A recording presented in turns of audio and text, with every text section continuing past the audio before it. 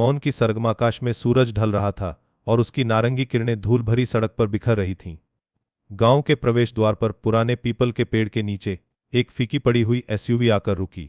उसके अंदर से शहर की चकाचौंध में पला बड़ा आरव धीमे से बाहर निकला। गांव की हवा में मिट्टी और गोबर की मिलीजुली गंध थी, जो आरव को हमेशा से ही असहज करती रही थी।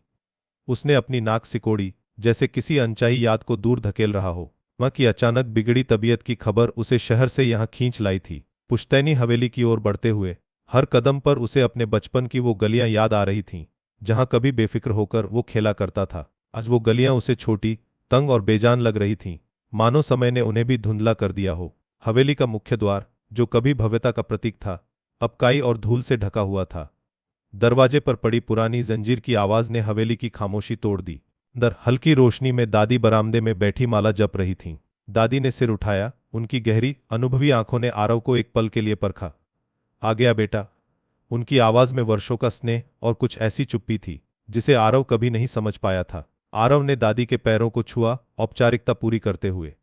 मां कैसी हैं दादी? उसकी आवाज में चिंता से ज्यादा कर्तव्य का भाव था। दादी ने आ भरी। राधा तो बस अपनी दुनिया में गुम है बेटा, जैसे कुछ खो गया हो उसका। उनके शब्द आरव के दिल पर किसी नुकीली चीज की तरह चुभे। खोया हुआ। मां को उसने हमेशा ही शांत और संतुष्ट देखा था। मां अपने कमरे में थी, एक पुरानी चारपाई पर लेटी हुई। कमरे में एक फीकी तेल की बत्ती जल रही थी, जिसकी रोशनी में मां का चेहरा बेहद शांत और थका हुआ लग रहा था। उसकी आंखों के नीचे गहरे काले घेरे थे, मानो नींद बरसों से उससे रूठी हुई हो। आरव को देखकर मां की आंखों में एक हल्की चमक आई, जो पल भर में ही बुझ गई। उसने अपना हाथ उठाया और आरव ने उसे पकड़ लिया। मां का हाथ ठंडा और निस्तेज था, जैसे जीवन की सारी ऊर्जा उससे छीन ली गई हो। आरव ने धीमी आवाज में कहा, क्या हुआ है आपको? मां ने कुछ नहीं कहा, बस आरव के हाथ को हल्के से थामे रखा, मानो उसे अपने पास रोककर कुछ कहना चाह रही हो, जो शब्दों में बयां नहीं हो सकता था। अगले कुछ दिन आरव ने अपनी मां की सेवा में बिताए।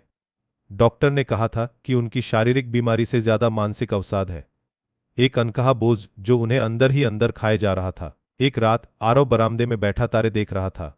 दादी उसके पास आकर बैठ गईं, अपनी पुरानी कहानियों की पिटारी खोलते हुए। तेरी माँ राधा बहुत अलग थी आरव, शहर में तो कोई समझता ही नहीं उसे। दादी की आवाज में एक अजीब सा ठहराव था। जब वो इस हवेली में ब्याह कर आई थी, तब उसके हाथों में सिर्फ घर के काम नहीं, रंग और कूचियां भी थीं। रंग और कूचियां? आरव हैरान था। उसने तो मां को हमेशा ही रसोई और घर के कामों में व्यस्त देखा था, कभी कोई कलात्मकता उसके जीवन में नहीं देखी। बेटा, उसका गांव पास के उस पहाड़ी पर था, जहां हर घर में एक कलाकार बसता था। राधा तो अपने गांव की सबसे कुशल चित्रकार थी, उसकी बनाई तस्वीरें बोलती थीं। दादी की आंखों में अतीत की एक चमक आई। आरव को याद आया, बचपन में कभी मां ने उसे एक छोटी सी रंगीन गुड़िया बनाकर दी थी, जो उसने खुद के हाथों से बनाई थी। तब उसने उस पर ध्यान नहीं दिया था, सोचा था यह सिर्फ एक ग्रामीण का साधारण शौक है। तो फिर उसने ये सब क्यों छोड़ दिया? आरव ने पूछा, उसकी आवाज में एक अनकही बेचैनी थी। आरव के पिता, जिनसे उसे हमेशा एक कठोर और सिद्धांतों का पक्का आदमी माना था, अब उसके सामने एक अलग रूप में उभर रहे थे। एक ऐसा आदमी जिसने अपनी पत्नी के सपनों को कुचल दिया था। और मां ने कुछ नहीं कहा, उसने विरोध नहीं किया। आरव की आवाज में तीखापन था। जब तुम छोटे थे, तब तुम्हारे पिता का व्यापार घाटे में चला गया था। हवेली गिरवी रखने की नौबत आ गई थी। राधा के पिता ने एक शर्त रखी थी, वो अपना गांव छोड़कर शहर के पास की एक छोटी रियासत में आकर रहे, जहां उनके बड़े भाई की अच्छी पहुंच थी। तुम्हें शहर में अच्छी शिक्षा मिले, इसके लिए उसने वो शर्त मान ली। वो जानती थी कि उसके बिना तुम्हारा भविष्य अंधकारमय हो जाता। उसने तुम्हारे लिए अपनी कला, अपने घर परिवार, अपना सब कुछ छोड़ दिया। आरव को लगा जैसे किसी ने उसके सीने पर पत्थर रख दिया हो। उसकी मां, जिसे उसने हमेशा एक साधारण गृहिणी समझा था, वह एक असाधारण त्याग की प्रतिमूर्ति थी। उसका मौन अब उसे बेबसी नहीं, बल्कि अथाह प्रेम और दृढ़ता का प्रतीक लग रहा था। अगली सुबह आरव ने मां के पुराने संदूक को खोला। उसमें कुछ सूखे फूल, पुरानी तस्वीरें और एक मोटी जीर्ण शीर्ण डायरी थी। डायरी के पन्ने पीले पड़ चुके थे, लेकिन उनमें मां की लिखावट जीवंत थी। डायरी के पहले ही पन्ने पर मां ने लिखा था, आज मेरे रंगों ने मुझसे विदा ले ली।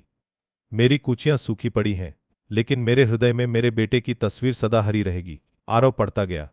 डायरी के हर पन्ने पर एक अधूरी पेंटिंग की कहानी थी, एक खोए हुए सपने का दर्द था, और सबसे बढ़कर अपने बेटे के उज्ज्वल भविष्य के लिए किए गए हर समझौते का प्रमाण था। एक पन्ने पर मां ने अपनी शादी की रात का जिक्र किया था। उसने लिखा था कि कैसे उसने अपने दूल्हे की तस्वीर में रंग भरने की कोशिश की थी, लेकिन सारे रंग फीके पड़ गए थे, क्योंकि वह रंग उसके अपने जीवन के नहीं थे। धीरे धीरे आरव के सामने उसकी माँ का पूरा जीवन खुल गया, एक ऐसी नायिका का जीवन जिसने अपनी सारी खुशियां, अपने सारे सपने अपने बेटे की आंखों में भविष्य के रूप में देखे थे। उसने अपनी माँ को कभी इस तरह देखा ही नहीं था। वह हमेशा उसे एक रसोईघर की औरत समझता था, जो बस घर और परिवार के लिए बनी है।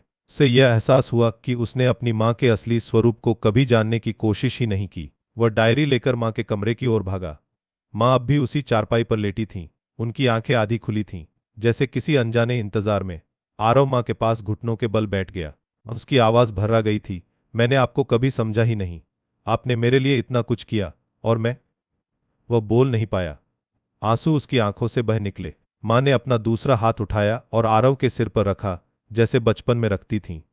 उनकी हथेलियों का स्पर्श आज भी उतना ही शांत और ममता भरा था। कि आंखों में अब एक संतुष्टि था, एक ऐसा संतुष्टि जो शब्दों से परे था। मेरे रंग तुम्हें सौंप दिए बेटा, माँ ने फुसफुसाते हुए कहा। उनकी आवाज़ बेहद धीमी थी, जैसे दूर से आ रही हो। उन्हें हमेशा जिंदा रखना। आरव ने माँ का हाथ कसकर पकड़ लिया। यह अंत नहीं था, यह एक शुरुआत थी। ऐसी शुरुआत जहां उसे अपनी माँ के अधूरे रंगों को फिर से जीवंत करना था, अपनी जिंदगी में, अपनी कला में और अपने बेटे के भविष्य में। हवेली की दीवारों पर अब फिर से रंगों की कल्पनाएं उभरने लगीं। आरव ने माँ के पुराने कमरे को अपनी स्टूडियो बना लिया। एक खाली कैनवास पर उसने सबसे पहले अपनी माँ का एक बड़ा सा पोर्ट्रेट बनाना शुरू किया, उस मौन की सरगम का जिसने उसे जीवन दिया था। आरव ने सीखा कि प्रेम सिर्फ शब्दों में नहीं होता, बल्कि उन मौन बलिदानों में भी होता है, जो अदृश्य रहकर भी जीवन की सबसे मधुर धुन रचते हैं। मौन की सरगम जो उसकी माँ ने गाई थी, और अब आरव उसे अपने रंगों से, अपने जीवन से गुनगुना रहा था। आपको यह कहानी कैसी लगी, हमें कमेंट्स में बताएं और चैनल को सब्सक्राइब करना न भूलें।